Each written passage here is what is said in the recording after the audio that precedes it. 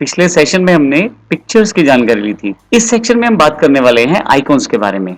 मैंने जैसे आपको पहले बताया कि एक लिस्ट मैंने क्रिएट कर ली है, जो नए या अपडेटेड ऑप्शंस हैं एमएस वर्ड 2019 में, उन सबको बारी-बारी से हम यहाँ पे सीखने वाले हैं। तो इस सेक्शन में हम बात करेंगे आइकॉन्स के बारे में। इसके लिए मैं एक नया अलग से फाइल ओपन कर लेता हूँ। यहाँ देखें तो मेरे पास एक अलग नई फाइल ओपन है। यदि आप इंसर्ट टैब पे जाएं तो यहाँ इलस्ट्रेशन ग्रुप अवेलेबल है, जिसमें हमारे पास आइकॉन नाम से ऑप्शन अवेलेबल है। तो यहां इंसर्ट कर सकता हूं आइकॉन में। ये एक अपडेटेड और अलग सा नया ऑप्शन है। यदि आप क्लिक करें तो आपके पास काफी सारे आइकॉन यहां अवेलेबल हो जाएंगे। एक लाइब्रेरी पहले से ऑफिस ने इसमें अवेलेबल करवाई है, जिसका प्रयोग आप इंसर्ट करने के लिए कर सकते हैं। और इन आइकॉन्स की खास बात है, ये स्केलेबल आइकॉन्स हैं, यानी कि आप बड़ी आसानी से इनको छोटा या बड़ा कर सकते हैं बिना इसकी ग्राफिक क्वालिटी से कॉम्प्रोमाइज किए हुए। तो यहाँ देखिए काफी सारे ऑप्शंस यहाँ पे हैं। लेफ्ट साइड पे यदि आप देखें तो accessibility, analytics, animals, apparel, arrows, arts इत्यादि के नाम से काफी सारे ऑप्शन यहाँ अवेलेबल हैं। मैं यहाँ एग्जाम्पल के रूप में आर्ट्स में आ जाता हूँ और कुछ भी यहाँ से एक आइकॉन रैंडमली चूज कर लेता हूँ और इंसर्ट कर देता हूँ।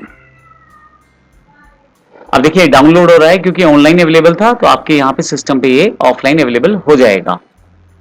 जैसे ही डाउनलोड होगा आपके डॉक्यूमेंट में ये इंसर्टेड भी हो जाएगा, जहां आपने माउस रखा था या जहां पे आपने प्लेस किया था कर्सर।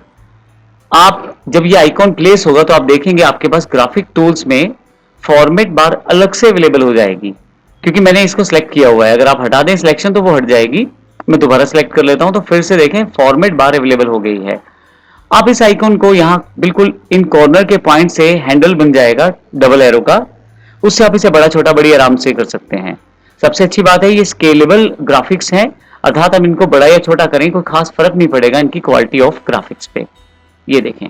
इसके अलावा जब आप क्लिक करते हैं तो फॉर्मेट में इससे रिलेटेड काफी सारे ऑप्शंस अवेलेबल हो जाते हैं। जैसे चेंज ग्राफिक्स में जाके आप फिर से दोबारा कोई नया ग्राफिक ढूंढना चाहें तो कर सकते हैं।